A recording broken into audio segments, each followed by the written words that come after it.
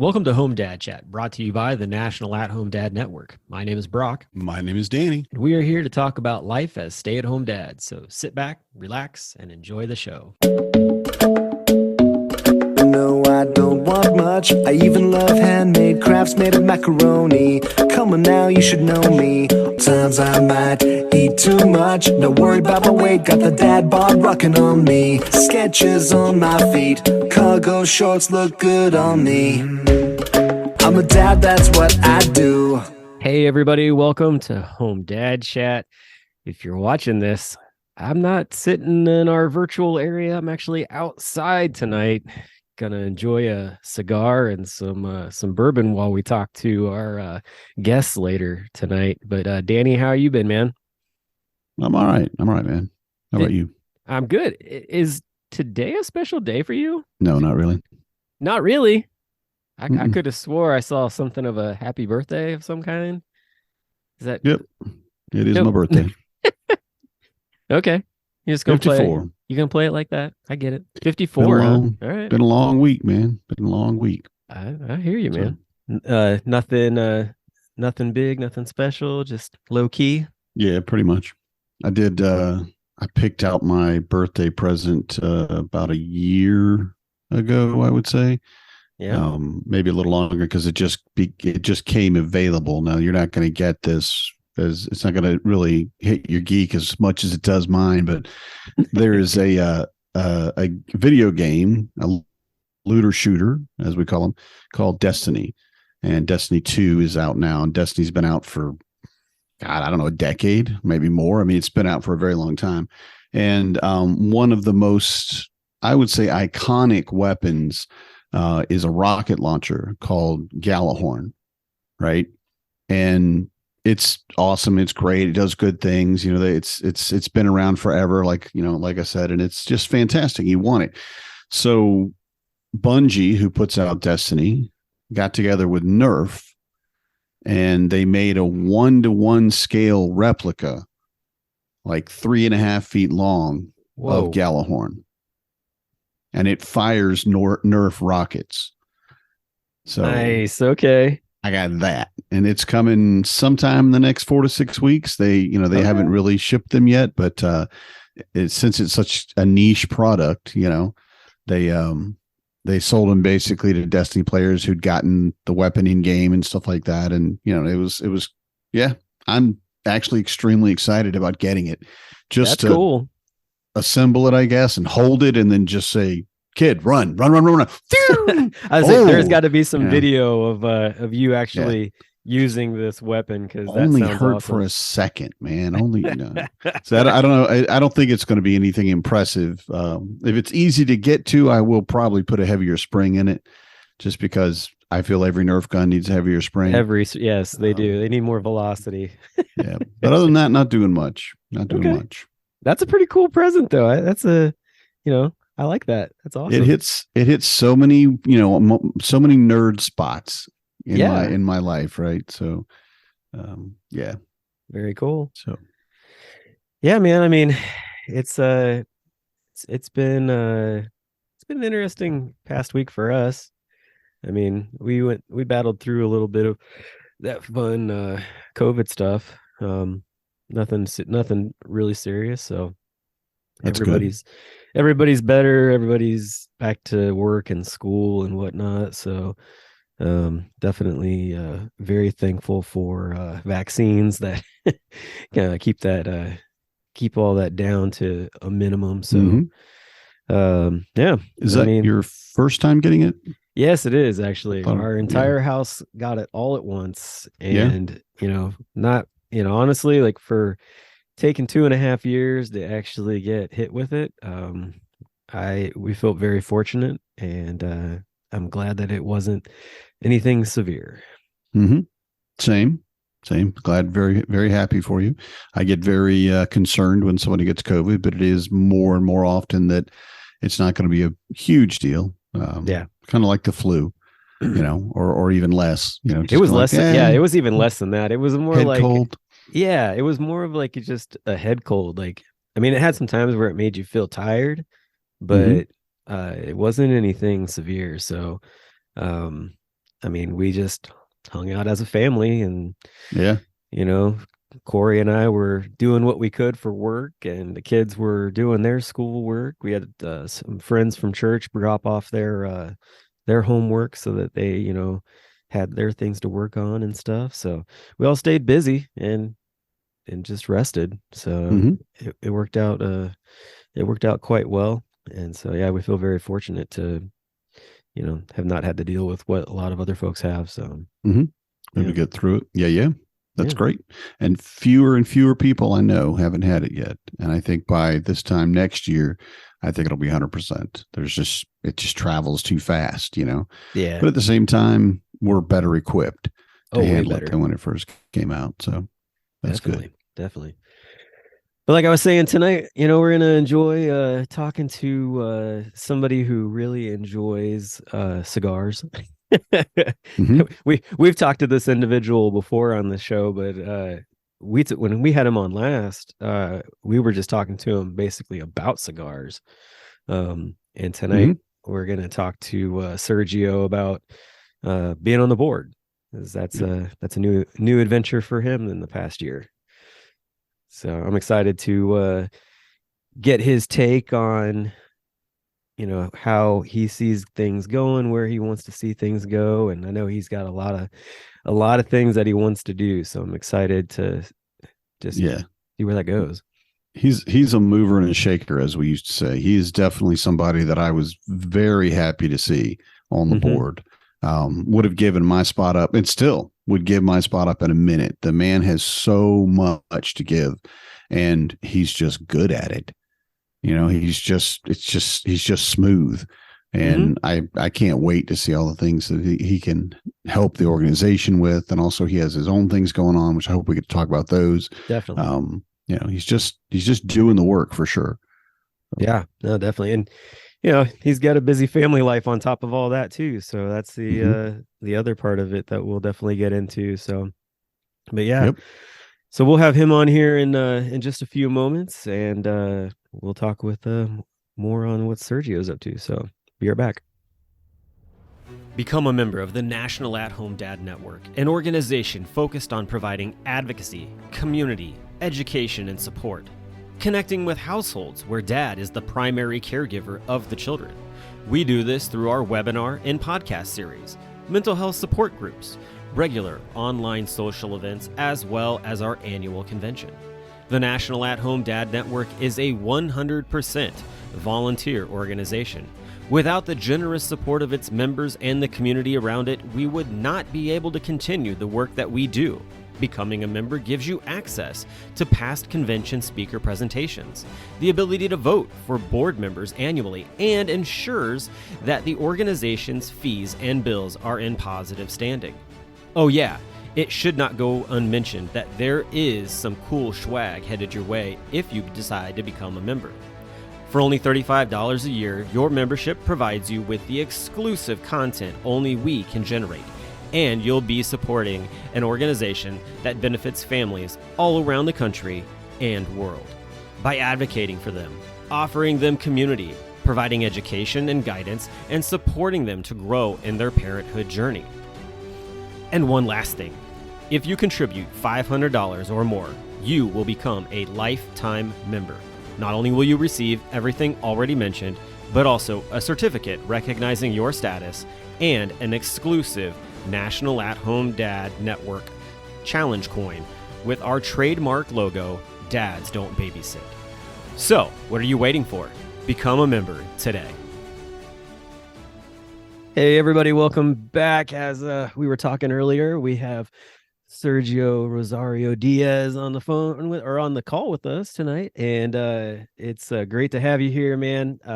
I'm bummed that you had to move inside, and I'm now the only one smoking a cigar, but definitely glad to have you here. Hey, I'm super happy to be here talking. It feels like we're family. We're just, continuing many conversations that we have throughout the whole week.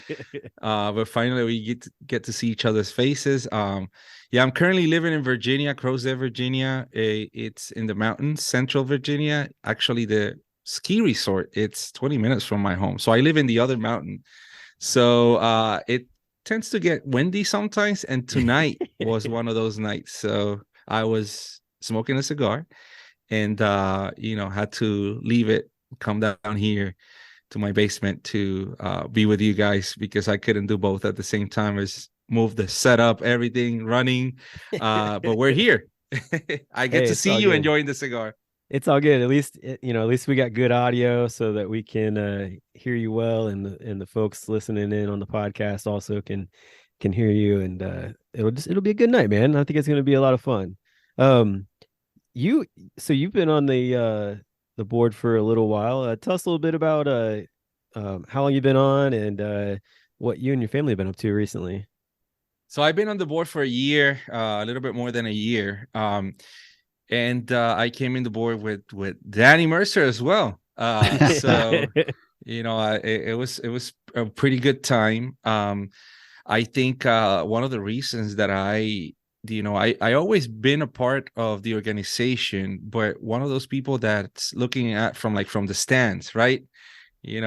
Last minute seat, and Mhm. and you're taking a look from the stands, and I felt like, as a Latino man in the US, I had to do something to show more representation, and show my fellow Latinx, to say that it's okay. It's okay to be brave and step up. And that was a big decision. I'm not gonna lie, it was scary. It was pretty scary, but I think, Brock, you were one of those familiar faces. We've been acquainted for a couple of years, following Yep. each other on social media. And I think that was one of the reasons, like, Brock is there. And I remember I went to Brock for everything. I was like, Brock, where's this, or how can I? And he became that to go-to person. And I feel like we all have one. When we are new in an organization, we all have that person that kind of brings you that, I would say, friendliness and comfort, and you can rely on them to ask any questions. And that was you, Brock.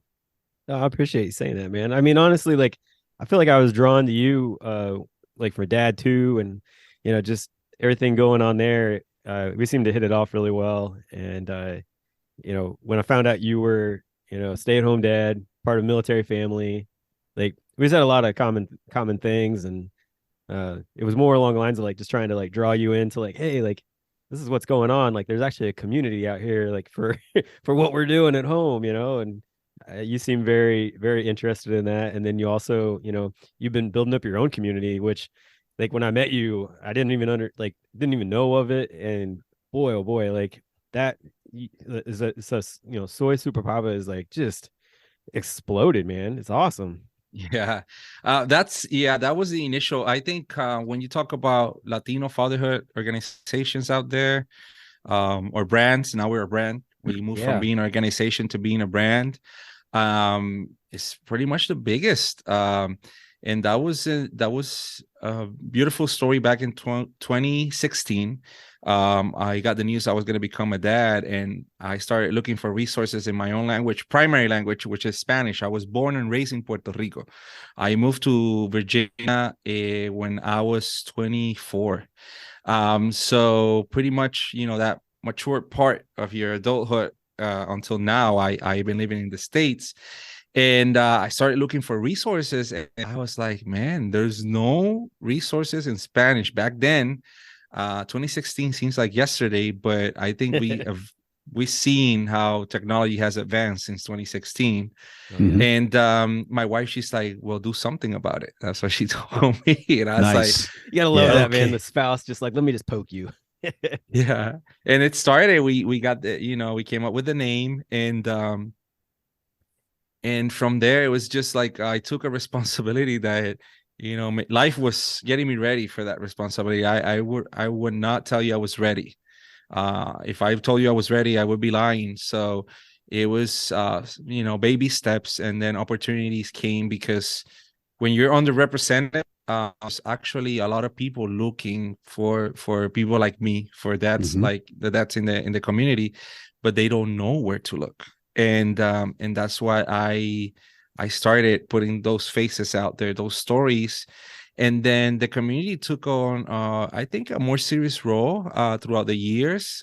We've been blessed to work with Meta, Facebook, Facebook Accelerator class of 2021, 2022.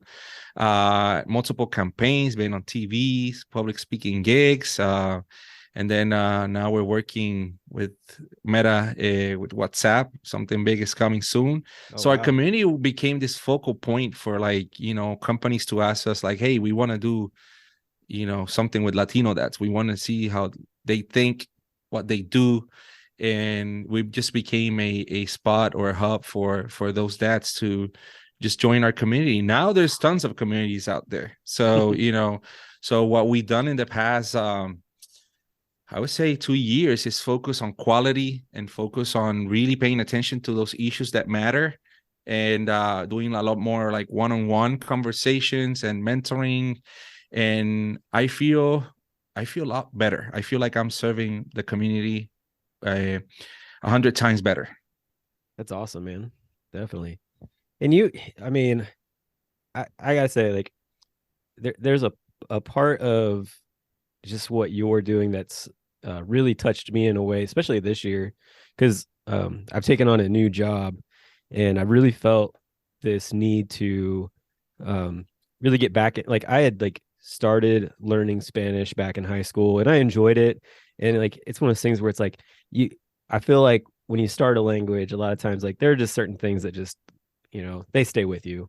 And especially now, like, it's so easy to like have the ability to learn a language. And even at 43, like, I'm just like, I'm gonna start like learning Spanish again. So I actually got on Duolingo, and I'm starting to kind of work my way through that, because I want to be able to like have a better ability to serve the people that I come into contact with. And I feel like I come into contact with a lot of Latinx people here in Cincinnati, and I'm just like, I just want to be able to talk to them in their native language, and them to feel comfortable talking to, you know, somebody else like that. And so yeah, man, it's I have to attribute a lot of that to you, because honestly, like, I've seen the things that you're doing, and the importance of just connecting with outside communities outside your own.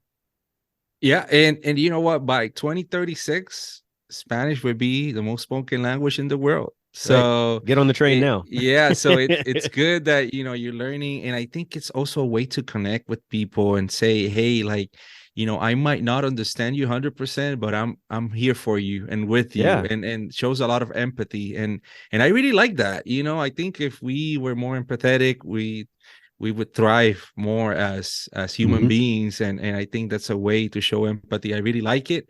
And if you need, you know, a practice partner, here I am.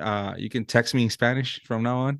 We can start doing that. you might get some random text from me from time to time. Spanglish. Yeah. Spanglish. I will do my best, man. I honestly just want to try to, you know, get as much of the conversational pieces down, so that you know, there at least is some kind of like, hey, like, at least he's trying, you know, that kind of thing. And if nothing else, just being able to say hello to someone. Oh yeah. In their own language, and you can tell them immediately, no, that's all I got. I'm sorry, it's all I've got right now. All I can say is hello. Just that you're reaching out, you know, and I think that's a big part of what I've seen, Sergio, with the things that you've done that I've seen. You know, Soy Super Papa is amazing, but it's reaching out, right? And your wife said it, there's not a community. Okay, go build it, go make it. And it just, obviously, it was a great step for you, and a great step for the Latinx community. And that ability to talk to people on that level that they understand. I couldn't do that.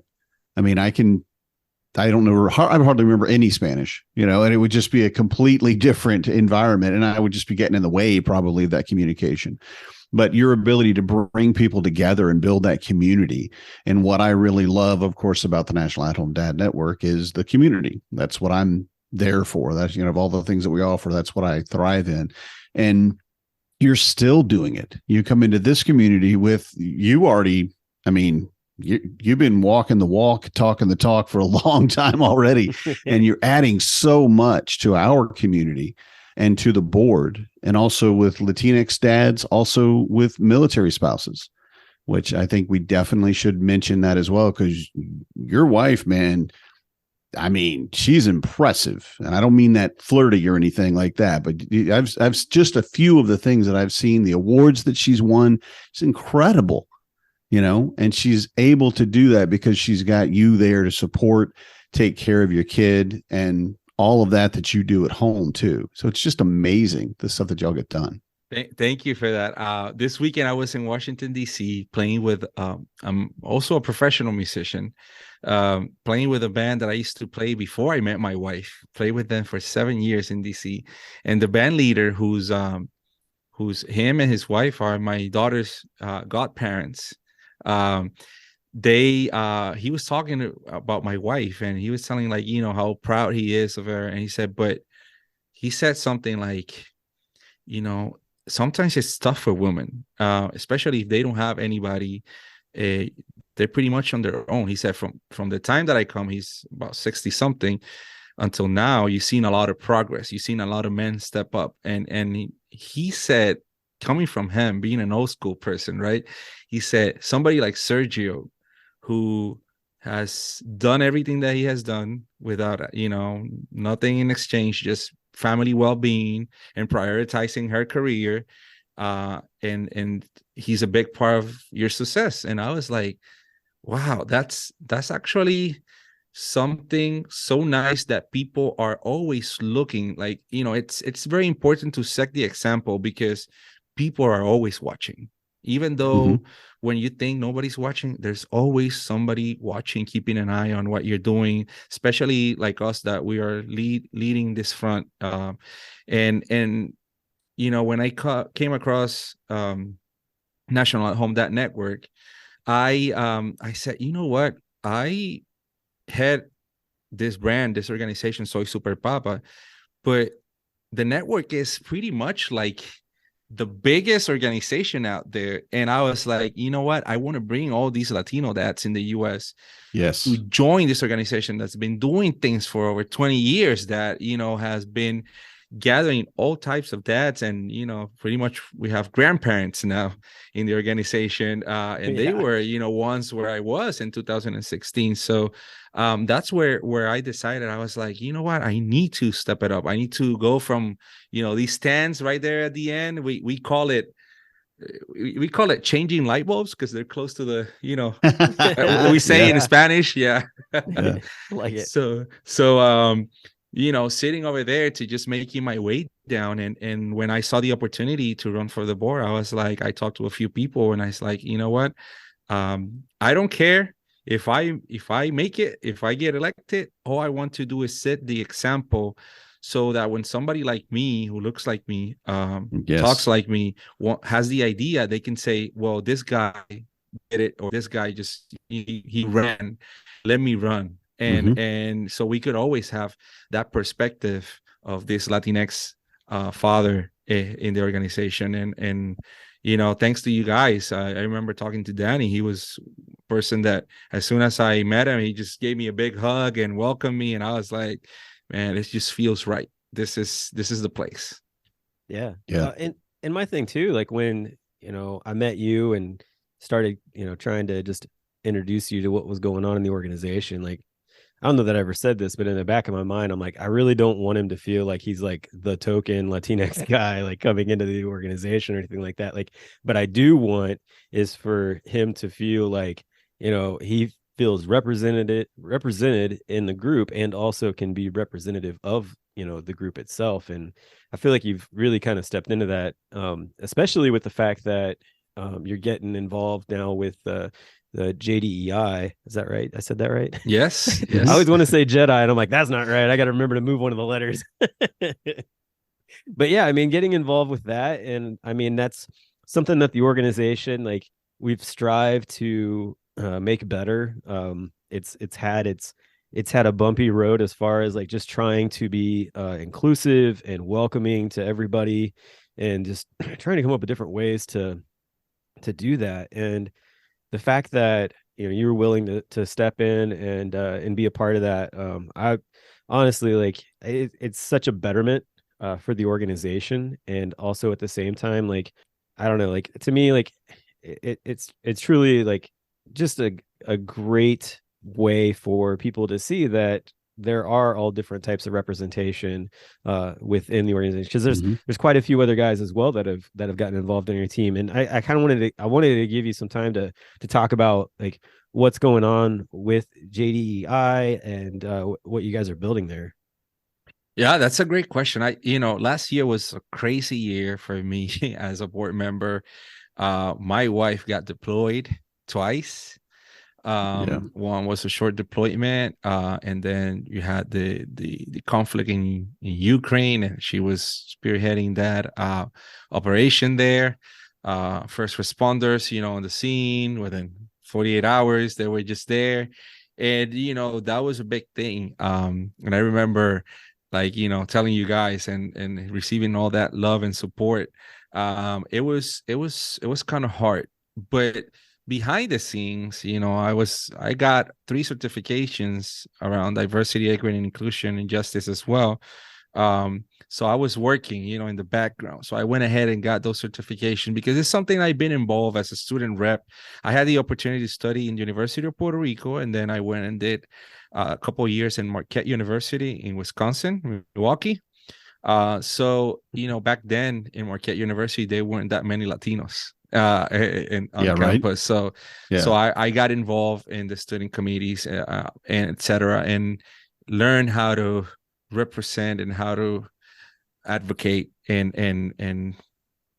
tell the councils how to what do we need as as minorities, right?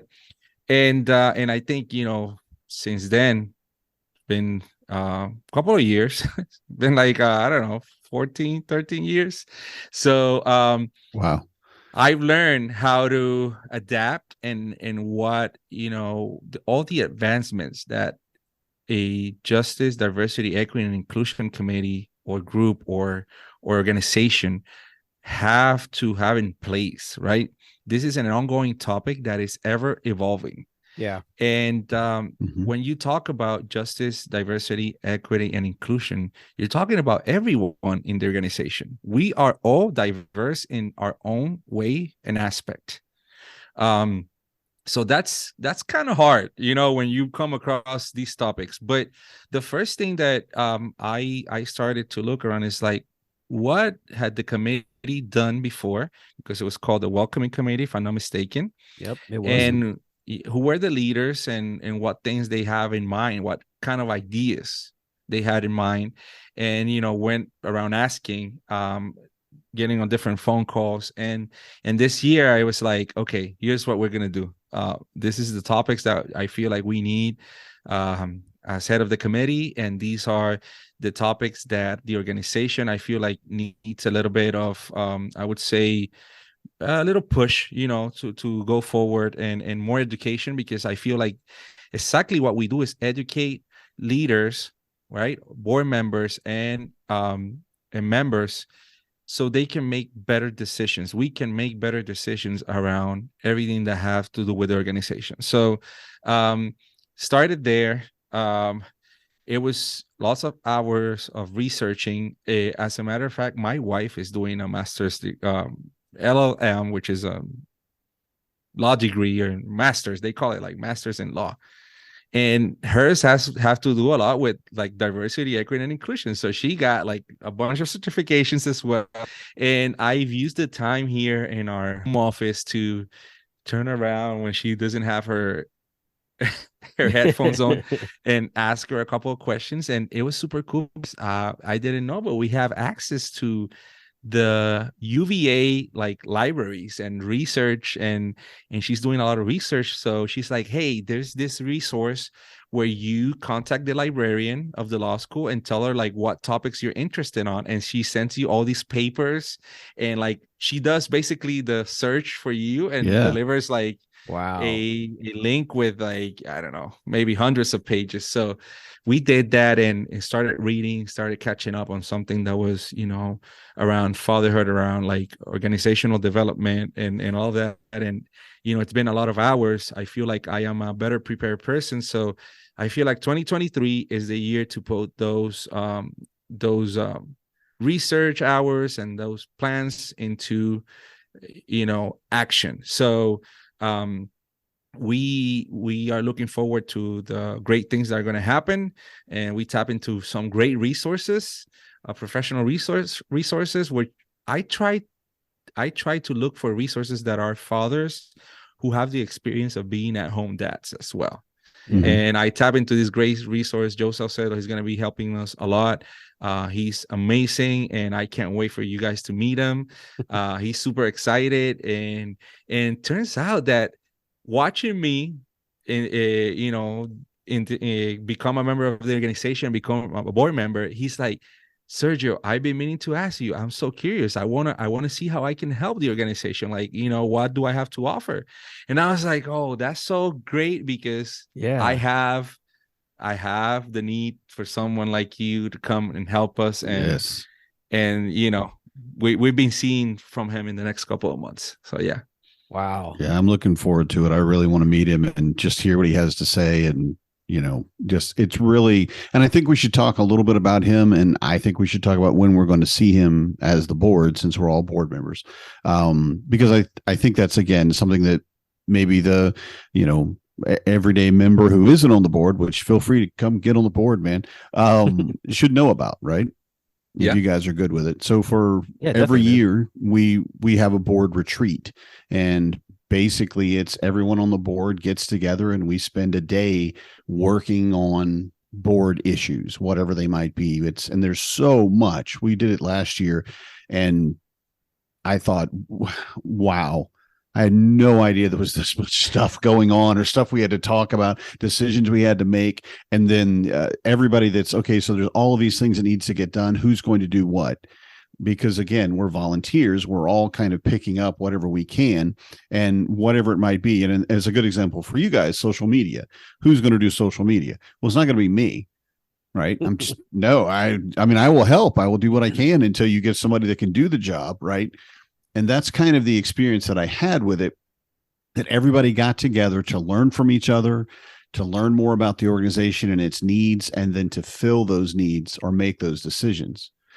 And Sergio, tell us a little bit about Joe, his background, and kind of what he's bringing to the table. We don't have to go in depth on him, but for JDEI and what you think we're going to get out of it. Yeah. So like Brock said, I came into the board, and I'm a Latinx, I'm a community leader, but I am, I'm tapping into the diversity, equity, and inclusion and justice resources, like professional resources, in the last year and a half or 2 years.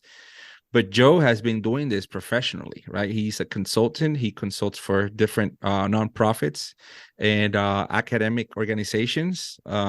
He works at, I can't tell you what campus university now, because I don't have it with me, but no problem. He works at with the college community around diversity, and he's a consultant. So Joe is, pretty much the guy to speak with about justice, diversity, equity, and inclusion. And he's Excellent. a father, very dedicated father. He's also a twin, and his twin, Jesse, was also a stay-at-home father, or is also a stay-at-home father. So I feel like, they lead by examples. And I just, I was like, oh, we have this amazing resource. So let's tap into these resources so I myself can sit down as a board member and digest this and take on the information. I feel like sometimes we just got to take a step back and become, part of the audience and get educated. And I feel like as a board, we should be tapping more into these resources. So we're going to have him in our board retreat, and he's going to be, talking about justice, diversity, equity, and inclusion, giving us the basics, plus, giving us some pointers so we can improve as an organization. And I think this is something boards should do every couple of years, because when you have an organization that's, membership driven, and that's members change constantly, right? Yeah. You might have a member that, it's out, but you might have 10 new diverse members, and you need to check your members every year. And I feel like, man, this is something we could be doing every other year or every year. And looking for a person that was, that we don't have to tell them, hey, we're a fatherhood organization. This is, he already gets that. Yeah. So I felt like it was the perfect person. A couple of conversations, so we're gonna have him as a resource, as an expert, and can't wait to have him there with us and just sit back and listen. And honestly, I thought about what Brock said earlier. Like, as a Latino person, I was, I could have said, hey, I volunteer for another committee. But to me, all my life since I moved here to the States, it's been about justice, diversity, equity, and inclusion. So it's been something that I've been living every day. I also was a member of a couple of boards as a student representative, and I was also a union rep, right? And as a union rep in my previous job as a social worker, Fairfax County, um, I used to deal with the Latinx community. So Mhm.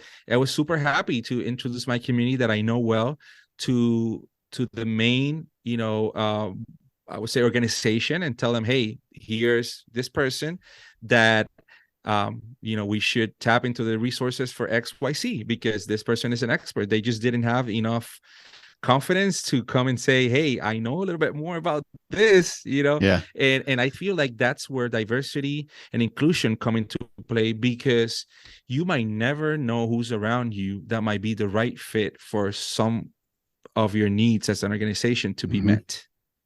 Yeah. Agree with that 100%.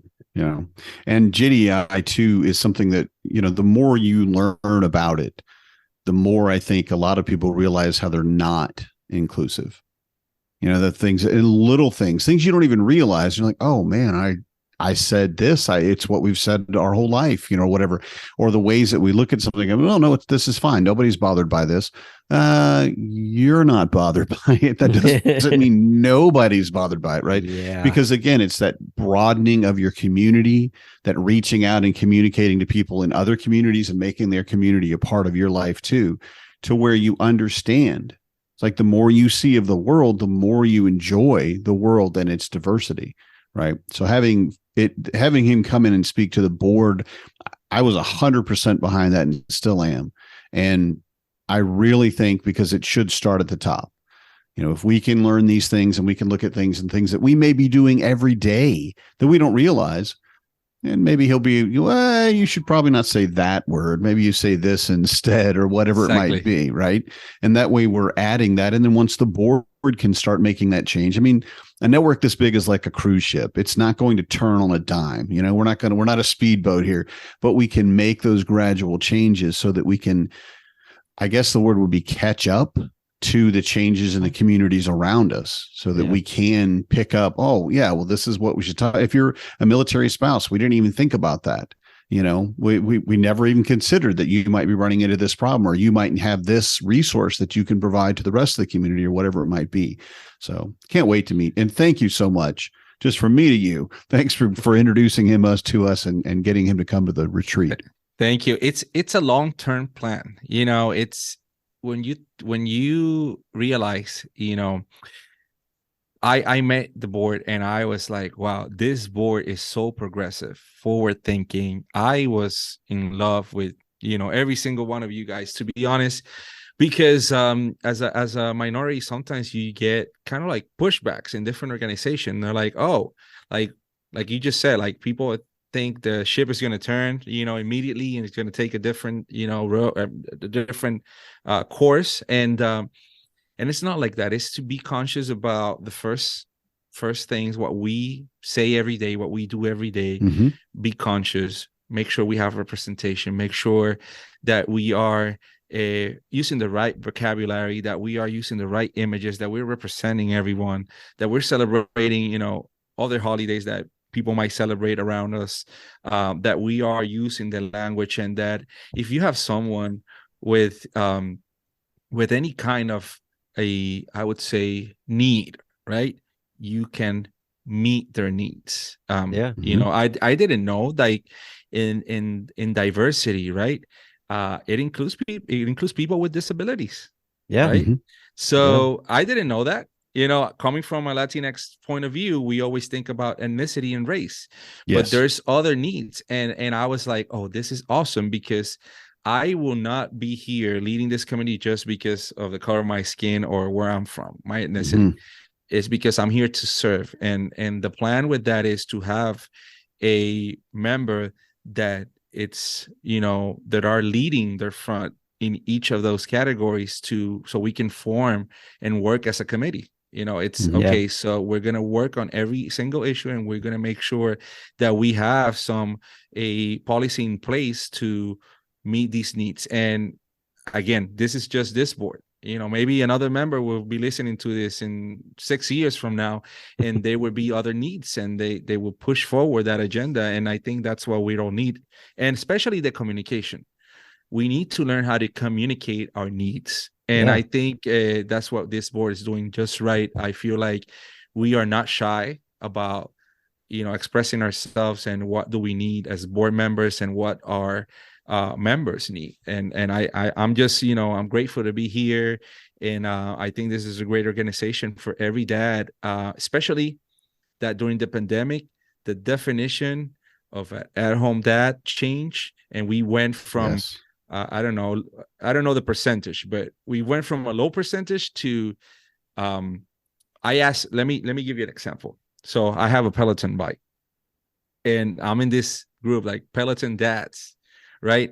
It's like, I don't know, 30,000 of them. And I asked, who in this group is at home dad? And I got like 5,000 comments. And wow. They were like, oh, I'm a full-time, I'm part-time at home dad, or I work at home and I take care of my children at the same time. That's tough too. Like, that's real tough. Yes, it is. But it was amazing, the diversity within, the definition of at home dad. Oh, yeah. I was like, oh man, this is the future right here. That's awesome. Yeah. I mean, I remember when like I joined the board, and they were like, oh yeah, we have a welcoming committee. And I'm like, what is that exactly? Like, and they explained what they were working on doing and how they wanted to go about it. I'm like, well, like, I feel like everybody is welcomed in here. And, of course, they would feel like they should be welcomed in here. And the question or the statement got turned back towards me. It was like, well, that's great, but what are you doing to show it? Like, what is it that actually like puts it out there to somebody that actually makes them feel welcome, makes them feel included? I'm like, oh, I don't have an answer for that. I mean, just straight up, I was like, I don't have an answer for that. We do our best to, come around anybody that's needs to feel welcomed. I just couldn't come up with a very good answer about it. And then as time progressed and in this, organization progressed through, just trying to be more inclusive and really get that out there to the public, I feel like a lot of different dads came out of like the corner and was like, I'm so glad that, you're saying this or you're doing that. And I'm just like, wow, like, I mean, it wasn't a whole lot, but it was enough for them to stand up out of the shadows and be like, you're talking to me. Like, thank you for talking to me. And I was like, whoa. It's like that whole, like, I see you type of mentality. And, to have guys come to the convention and say that, and to jump on, the forums and stuff and just talk about how they feel so much more comfortable just stepping out and actually talking versus just standing in the back and watching the conversations is huge to what's going on with JDEI. That was the first order of business. We changed the name from the Welcoming Committee to JDEI. So it was like, okay, we want you to know that we're intentional about this. That's the first thing from making it sound nice, because welcoming sounds really nice. It's like, everybody's welcome, right? But to say we are taking steps forward and we are into action, and we are a part of this action. And I feel like the organization, it's a very welcoming, diverse organization. I feel welcome in the organization. Now, you always been very transparent. All of the board members, they said, well, the majority of our membership is white. Okay. And that's totally fine. We have to also take a look at what's happened during the last 20 years. I went to Milwaukee in 2008, and I think there were maybe 20 Latino students there that identify as Latino. And if you go now, there's probably hundreds, I was gonna say, you're talking about going to Marquette and everything and being up in Milwaukee, and just the fact that Home Dad Con this year is in Milwaukee. What about that excites you? And are you looking to connect with Marquette when you get there? Man, one of the things I want to do is just go by where my old dorm was, and just walk. I have an anecdote from my first winter over there. I remember it was snowing, maybe I don't know, 2 feet of snow, or 2 feet. That's of a snow. dusting up there, I think. Yeah. So I was in my dorm and I didn't go to class, thinking there wouldn't be class. And then I get an email from the professor saying hey, why didn't you show? I was like, oh, I didn't think, we had to walk to class. Didn't you get your university issued snowshoes? So what I did was I went to I think it was a hardware store, and I got a pair of boots, this $10 boots. What is that material? The construction boots, pretty the much. Gore-Tex or whatever. Yeah. I mean, cheap, and I had my boots with me, put them on and walked in the snow. And then when I got to the building, left them there, put on my shoes and take class. Because coming from Puerto Rico, the Caribbean, I never seen that much snow. I didn't think it was possible. Right. Yeah. To have class in the 24 inches of snow, but yeah. Someone's shave ice machine has broken and it is out of control right now. Crazy. It was crazy. Yeah, especially from Puerto Rico. It's such just a huge climate change. But I do want to go back to what you were saying about the probable numbers of Latinx that are at that college and that are university across America, that it's growing, that members of the Latinx community are in college. Where it was something I think 15, 20 years ago, it was just kind of who? No, there's nobody here speaks Spanish. Why would we speak? You want to learn Spanish? We can maybe have a class. Mm-hmm. There really wasn't anything there offering at all. And the problem that we run into, again, communication being key, is if someone can't speak your language, a lot of times you assume they're dumb. They just don't, they're not smart. And we have people that are, doctorate level that just don't speak English. That's just, they never learned it or they didn't need to. And now that they are learning it, I guarantee their English is way better than my Spanish, as an example, But the amount of things that we miss out on in our community because of the people that we're just basically not including. Mm-hmm. And it's terrible. That creates an identity problem, pretty much. Mm-hmm. What happens is when a lot of immigrants came in, I would say, you have different surges of immigration, right? Yeah. You had pretty much the Italians in the 20s, 30s. Mm-hmm. You had the Puerto Ricans in the 50s, and that was in a certain area. You had the Chinese who were brought to construct in the 1800s the railroads and all of that. And the Germans in the 20s and 30s too. Exactly. Germans, you had pretty much everywhere in the world. We had this nation is built by immigrants. Yes. What happened was these immigrants had such a hard time that they didn't teach the language to their children. So their children look Latino, come from Latino families, but speak English. And you know what happened with that? They don't feel like they can fit within Latino community or with the regular community within their communities, right? So it's creating an identity problem. I look Latinx, but I can speak, I can't speak nothing in Spanish. I can understand it, but I can't speak. And then I'm not Spanish enough or Latinx enough or Hispanic enough for the Latinx community or Hispanic community, but I am not also white, Right. So And that creates an identity problem. And what we're trying to do here is create a sense of welcoming, of acceptance, of inclusion, of equity, and tell you no matter what you speak or how you speak, or how you look or where you come from, we're here for you. And we will move, everything to make you feel welcome in here. And I think that's the first step. And then after that, it's realizing that, like Danny said, there's so many professionals out there. I think we live in this era of the globalization, internet, that we can't rely that all the resources that we have here in the US are the best resources. I met people who are leaders who have been talking about great things for the past 25 years. And, maybe somebody here in the States, knows how to write a book, used all this research and all this experience, wrote a book, bestseller book, and, selling thousands and millions of books. But when you look at the book and you go back, you're quoting that person in some other country, who was the expert on the subject matter. So I really think that we should expand our minds and we need to start tapping for the best resources out there in the world, no matter where they come from or how they look like or what language they speak. We have an amazing device in our hands all the time, a phone that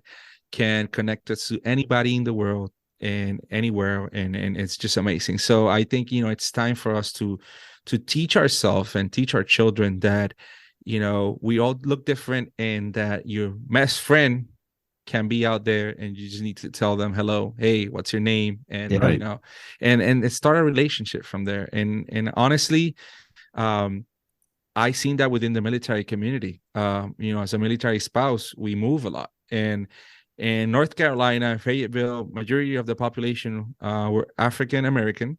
So as a Latinx, I feel like, okay, now it's different for me. I have to join a community that I've always, how can I say this? I identify as a minority.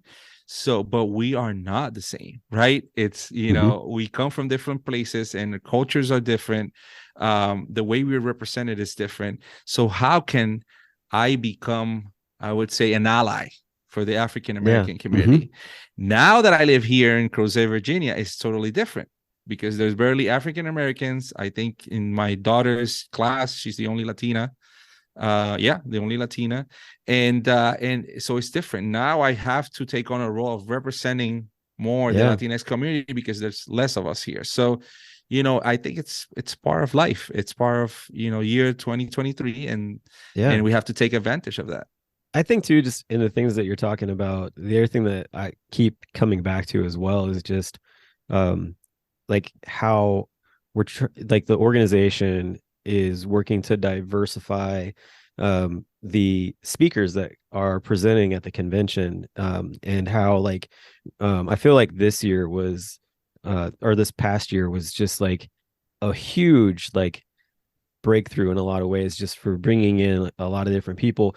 But specifically, the one person that I feel like felt very much welcomed and like had a place was Jeffrey Bernstein, and just him coming in and feeling comfortable. Like I just, the conversations that I had with him, like he was just so like, I don't know if I would have done this like a few years ago, but I feel like you guys have made the strides to, make this a place that I don't have to feel awkward in, and I feel very much welcomed and accepted here, and I don't have to explain myself to anybody, and I can just come and be a dad and talk about the things that I love, and show off the fact that I have this talent for learning, teaching people how to paint nails and all this different stuff. And those are the kind of things that I feel like, as we continue moving forward, are going to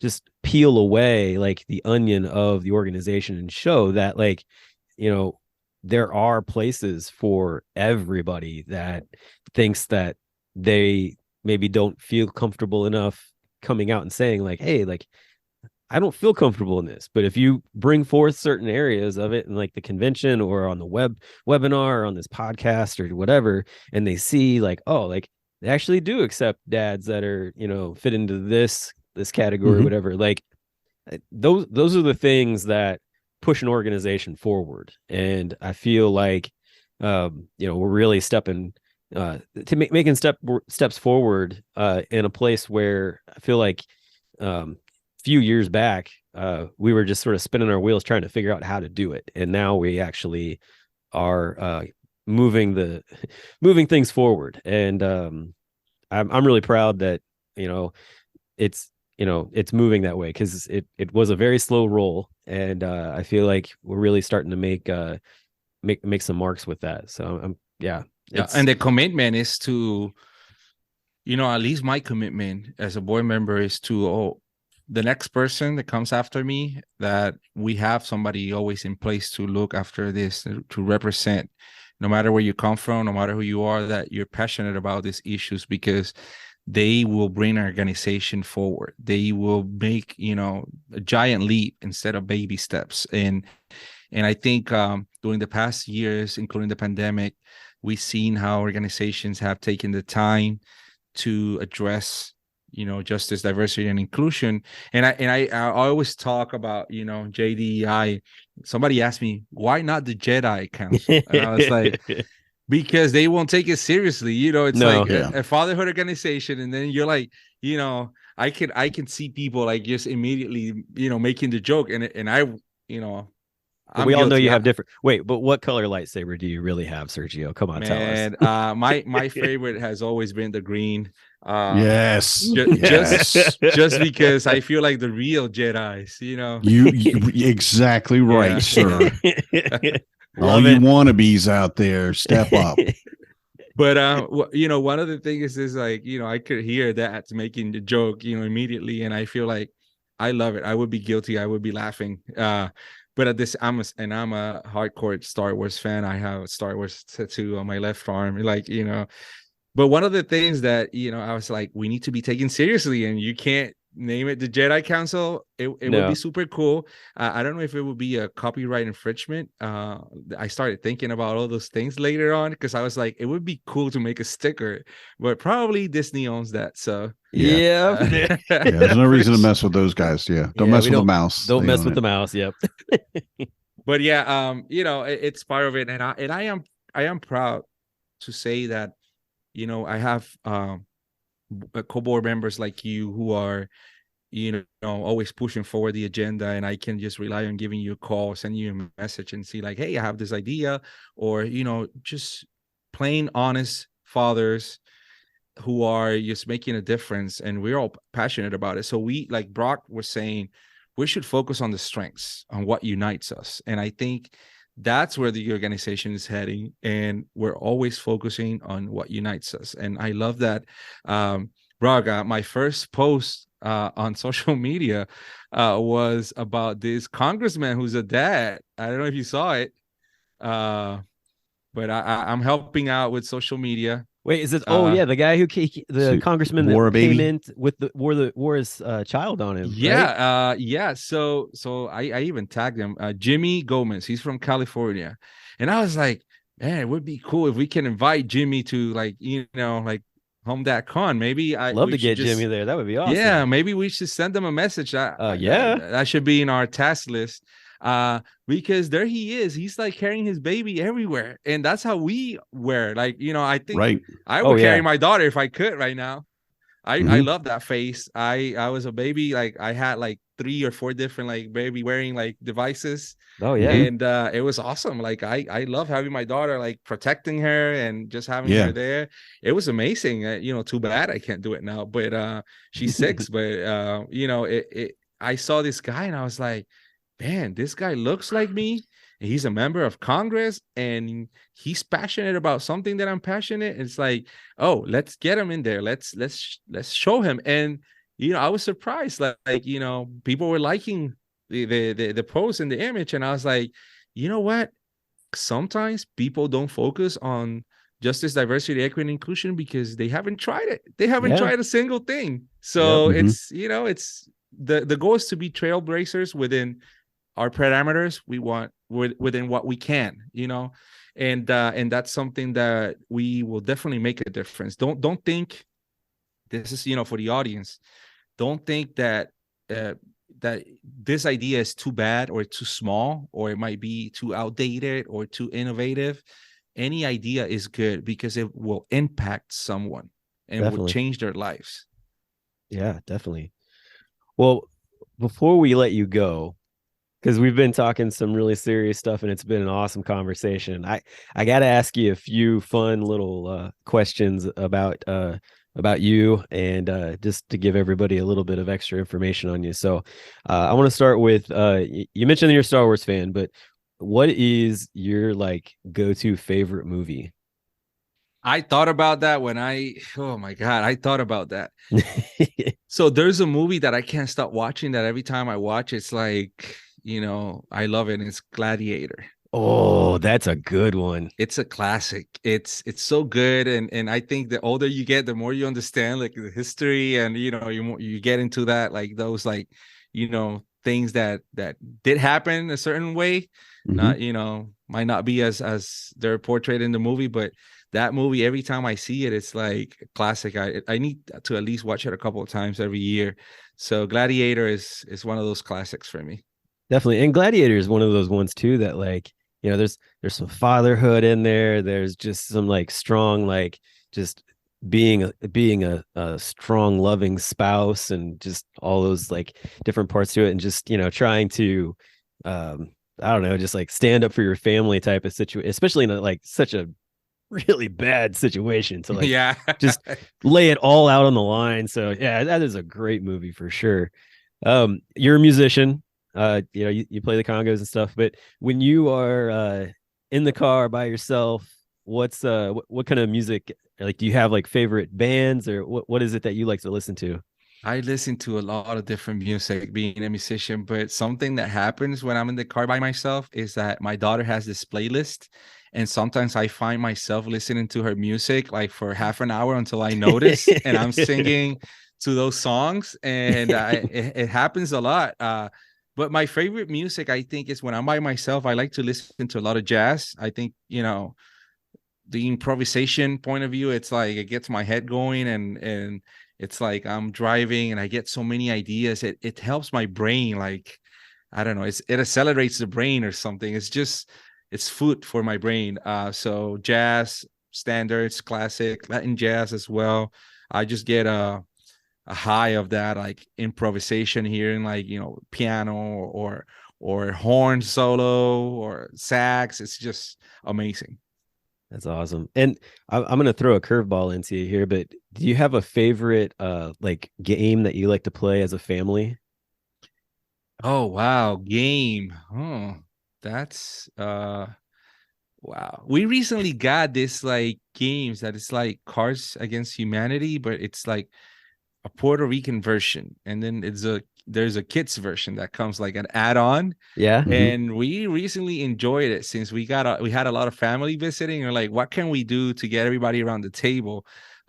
We've been enjoying that. But when I was a kid with my family, I used to play a lot of Scrabble, and I Okay. feel like that helped my vocabulary, like Yes. in Spanish. And I Yes. remember my grandma used to kick our butts, like, and yeah. And then last year I was in Puerto Rico for a month, and we sat down one night and played Scrabble for like a couple of hours, and I was like, oh, I was like, Grandma, I finally got you. Uh, but yeah, I think that's games are playing such an important role of gathering everybody around the table. hmm I'm starting to incorporate that with my daughter as she grows a lot more. So I'm always looking for something that challenges her, and that also will give us, an hour and a half around the table, because she's in that phase where she's like, Dad, I'm bored. Yeah. And I was like, oh my God, okay. So I'm just trying to keep up with that You I'm you should bored look thing. for the junior version of Ticket to Ride, Okay. because it's a great one that basically works on strategy, and like this that one I believe is trains across the U.S., and so you get a lot of different cities to see and things like that, and they have different like pictures that collate like kind of what's going on in that city and stuff. But my kids love it, and they always ask to play it, and it's just a lot of fun. It's one of those games that, as an adult, you can sit down and enjoy playing it as well, and they get to just experience like strategy and competition all at the same time. So that's a good one to check This is the into. great things about talking to other dads. I feel like when I talk to another dad, it just adds to my life, to my I always have this theory that fatherhood is like a toolbox, and you gain tools from some people that you meet throughout your life, and you don't have to use them immediately, but you can put them in your toolbox, and when the right moment comes out, you can have that tool ready to go. And that's how I felt like ever since I joined the organization. So all those dads listening out there, this is, an amazing resource. And this is just a podcast. When you're like, together with hundreds of members, that's really like an enriching experience. I met some people from places I would never visit, and now it's like, man, if I visit this city, I'm gonna call this dad, and we're gonna go have a cigar, and we just hang out for a little bit. Yeah, definitely. That's the one thing that is truly great. I told my wife, I was like, man, if our kids decide to go anywhere in the country, like, I'm pretty sure there's going to be somebody dad wise that I know that lives nearby. Like, if I can't get to them for whatever reason, like someone else can to help them out. So I completely agree with that. But man, dude, I honestly feel like we could talk to you for for another hour. Sergio's the man. I've been saying this since before he started the board. In fact, Sergio's the man. It just is, because you can't stop talking to him. Danny, a lot of people ask me, how do you do so many things? I'm also a certified cigar sommelier. I got my diploma recently, which I'm jealous of. That's awesome. The funny thing is that I say to people, when I get older, I want to be able to enjoy life. And since I'm a young dad, I have the energy. So let's do as much as we can and prepare for the future. You never know. When I moved to Virginia, 2013, I came here for a government job. They moved me, pay my expenses, and there was a government shutdown. And guess what happened? I didn't get the nomination until like 4 months. First job was somebody called me and say, hey, I got this gig with this band. Are you able to come to rehearsal and play? And I was like, thank God, I needed to do something. And that was like the beginning of doing many things. So music took me there. And then I went to Trader Joe's and I was like, hey, I need a job. So they took me in, and I was the wine guy. So they paid for my WSET license, and I learned about wine. I was certified. Wow. And I was like, that's another resource. And I feel like life has so many different things and resources that you can tap into and in your time off, or when your kids are sleeping. And you can just, nowadays they say it takes 5,000 hours to become an expert, or 10,000 hours. So when you think about, hey, you can be consuming this much content or reading this much pages, and just in a year, and then 2 years, 3 years, 5 years go by so quick. You can be an expert wherever you want to be an expert nowadays. We have the information in our hands. So my goal is to have as much knowledge as possible, so when the right situation comes or the wrong situation arises, I can have something to tackle that situation. And to be honest, it's like, I'm going back to school this year. People are like, why are you doing that? And I was like, you know what? I'm a military spouse. We might be moving somewhere around the world that I might not have a steady job, but I can definitely defend myself with the right skills. Yeah. I love every bit of what you just said. And honestly, like, I hope that anybody who's, feeling like they maybe can't move in a certain direction, that inspires them to push them towards that thing that they're like, I don't know if I can do this. And honestly, like, taking the time to grind it out, and the ability to gain knowledge and resources and skills, like, it pays off. It really does. And you just have to grind it out to do it. And so I really appreciate you saying that.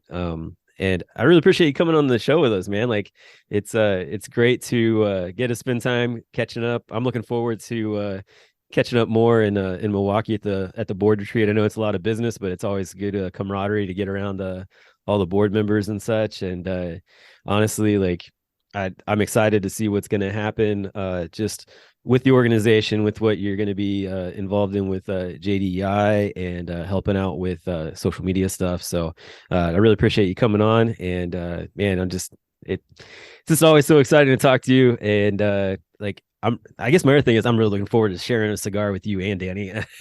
when we get up to Milwaukee. So definitely going to be doing that. It's coming. I don't care how cold it is. Oh, in I'm March. gonna have my caddy with me, and I'm gonna bring some good stuff. But I wanted to tell the dads. So Home Dad comes September 22nd, September 23rd. I am going to try and do a cigar night. Okay. Yes. I'm already looking for a couple of lounges and see, which one has the best seating options to get a couple of dads there. We did one in Cincinnati. And there were a couple of us there hanging out, and it was super cool. That's how I got to connect a little bit more deeper with some dads. And I feel like, hey, let's do that for those dads who, are looking to do something like late night, or sometimes they just can't get past the excitement, and you go to your room and you can't sleep. So it's a great way to relax. I'll send out more details later on.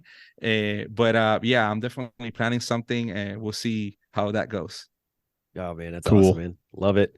All right. Well, hey, we will talk to you all next week. And until then, man, just everybody have a great week. And yeah, peace out. Good night, everybody. I'm a dad, that's what I do.